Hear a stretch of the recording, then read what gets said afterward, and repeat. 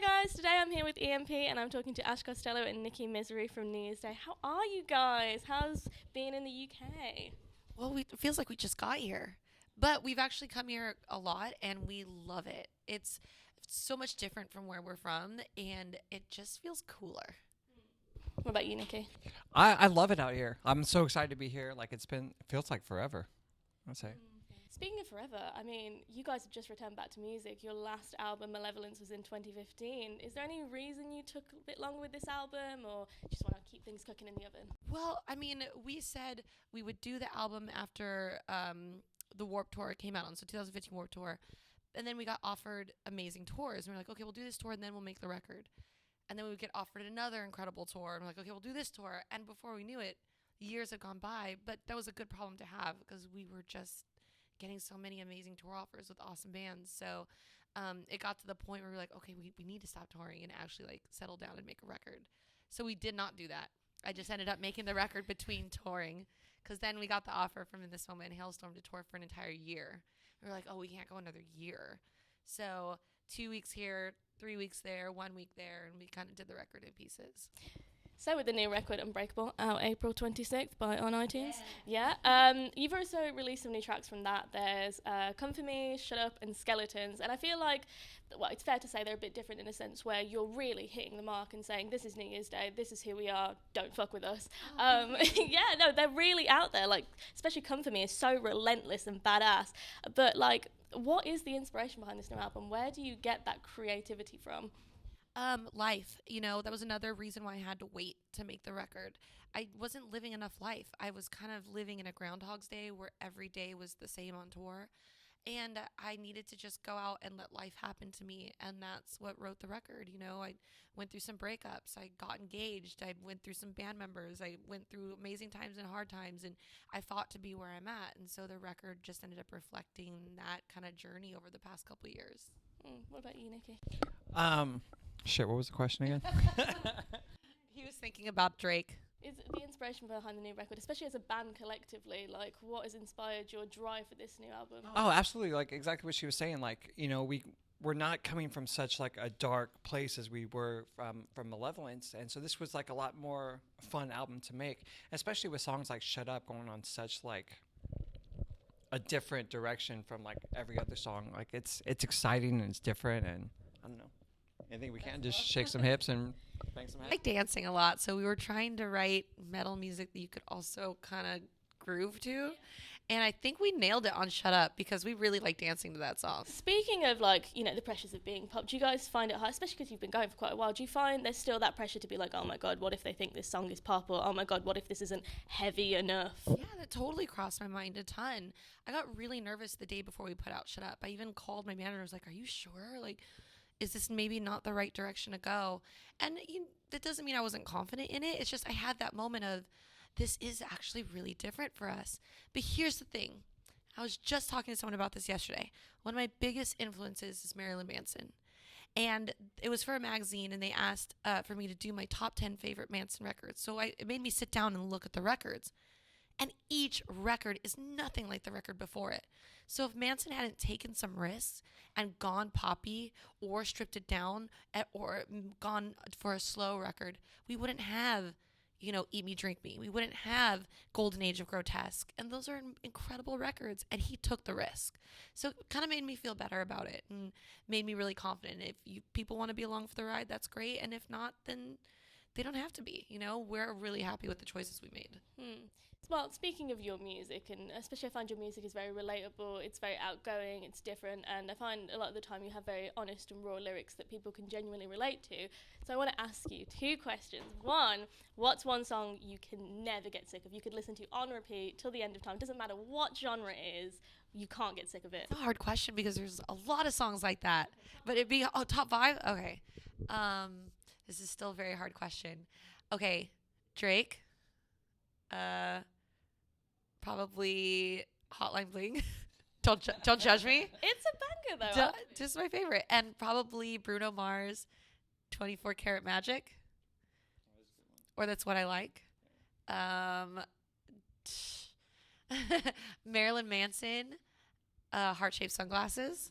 Right? What about you, Nikki?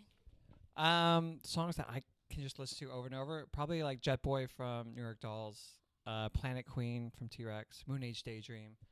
You're better at this question than I am. Yeah, I mean, all I do is like listen to music. Even The Weeknd, The Hills. Oh, I like that. God, Oh, it's yeah. such a great song.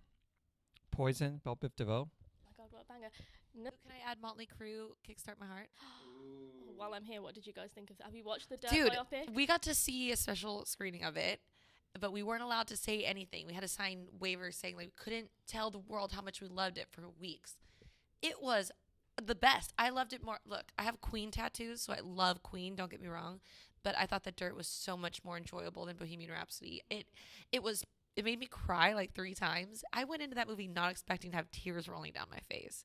When the little girl looks up at Vince Neil and I was like, Daddy, I was like, oh my God, no, she's such a good actress, you know? But especially, I suppose you guys could talk about this from people in the industry. I know that movie got a lot of backlash because it kind of depicted the not so nice side of the 80s, which was sex and drugs. Do you think it's important to depict both sides of the industry, especially as professionals in it? Like, you have to be honest with yourself. I just think it's important to be honest, you know, tell it like it is. And that's maybe one of the reasons why Bohemian Rhapsody kind of rubbed me wrong. When he just kind of like played Another One Bites the Dust real quick on the bass, and he was like, yeah, let's do that. And then they wrote the song in like a minute. I highly doubt that's how that happened. It just feels really rushed and a little fakey, you know what I mean? So, but I mean, I don't know, I wasn't there. But yeah, I think it's really important to be honest about it. And yeah, I mean, that era, that's what the era was about. Like, I know that's cliche in our era right now, but like, let's live it. Let's watch this movie and like know what that was like. And the 80s were all about decadence and like, you know, just going full force and doing all the all. High heels. Yeah. You know, I mean, show that stuff. That's what it was. You know, we're not Disneyland. You know, show the dirt. Second question is, is there any song that has been ruined by an ex that you just can't listen to now because you're like, oh my God, it reminds me of you? Yes. I got none. No. Exes don't ruin songs. What song? It's not really like, it's not like an ex, but I really can't listen to Rob Zombie right now. I really can't. Yeah. You know that.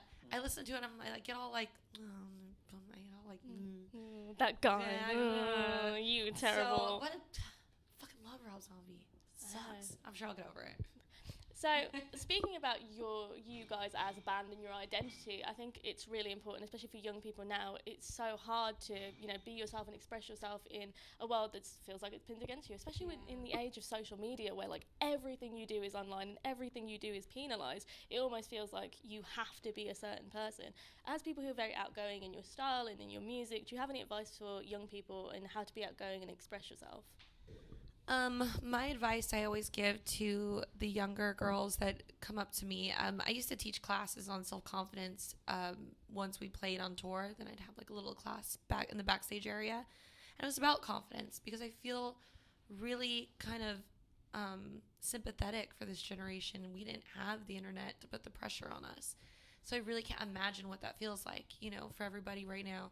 And I'd say you have to like be gentle on yourself. You see these girls on Instagram and they seem so confident. I'm sure to everyone who looks at my Instagram, I seem like the most confident person in the world. But I like to remind them like that's not true. People online are just putting out there what they want you to see. No one wants to put the ugly stuff online. You know what I mean? So I said you have to remember you don't have to be perfect. And confidence is like a muscle in the body you have to work out. It doesn't just happen like it looks online. You have to like practice and be kind to yourself, you know. And if you're having a day where you're hard on yourself, that's okay too, you know. I feel like kids even beat themselves up for not having confidence. Nikki, especially as a man, you know, fighting against toxic masculinity is someone who, you know, embraces his more feminine side. You don't care about wearing makeup. You don't care, like, as if people, you know, you dress the way you dress. You're outgoing. Do you find it hard to express yourself in a world where, especially men, have so much pressure on them to, like, be this muscular man? I mean, I understand where you come from. At the same time, no, because, like, I never focused on that to begin with. So, like, those thoughts never popped in my head. You used to get a lot of flack in the beginning. I get a lot of I don't care. I mean, like, I'm still here doing living my life, you know, the way I want to, and these people are still just talking trash. I mean, I suppose the thing is about New Year's Day is you're honest and raw, and what you see is what you get. On the surface is, you know, who you are. But do you ever find that hard, especially when you write lyrics about really, you know, hard times in your life? When you put that out there, it must be hard to go, oh my God, what if people don't like me talking about this hardship? I realized on this record that I had been cheating up until this record. I was using like metaphorical veils on all of our lyrics to kind of not put myself out there. And instead of just saying how I really felt, I had to twist it with some sort of dark, gothic-y metaphor. And this record, I told myself I wanted to just say how I feel, and I found that it was so much harder. It was way harder to write lyrics, even though it's like way more simple sounding and not as like deep sounding, I guess, is what some people have said.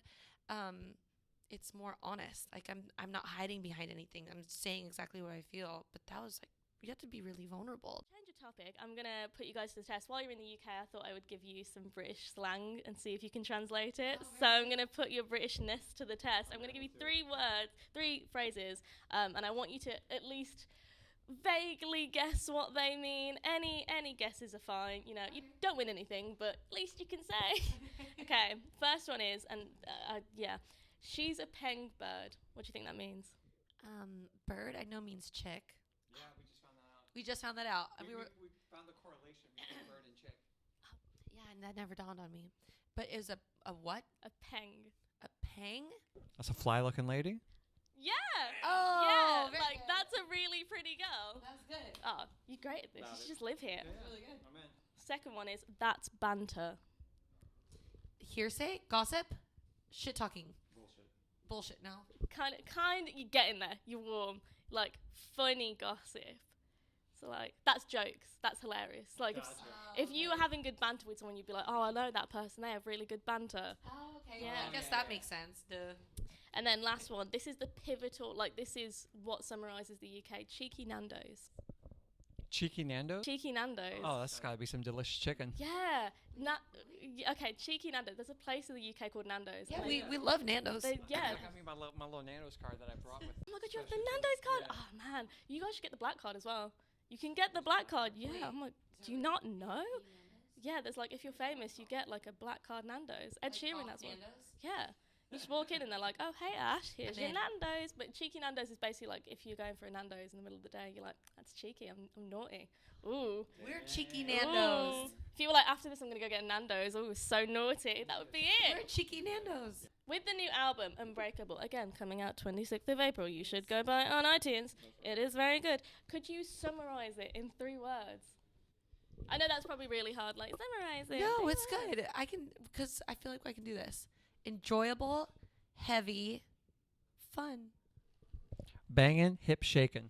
Is this going to be your, like, changing out, like, life-changing album? Like, this is the new New Year's Day. No, I don't want to jinx it. Poppy metal album. Oh, pop album. There you go. That's perfect. Boom. Boom. I don't want to jinx it, but it does feel like this is the most us we've ever felt. That definitely internally feels right. I feel like that's a great piece to end on. Just like, this is the new New Year's Day. This is what you're all about. That's great. Thank you guys for joining me. And the new album, Unbreakable, comes out 26th of April.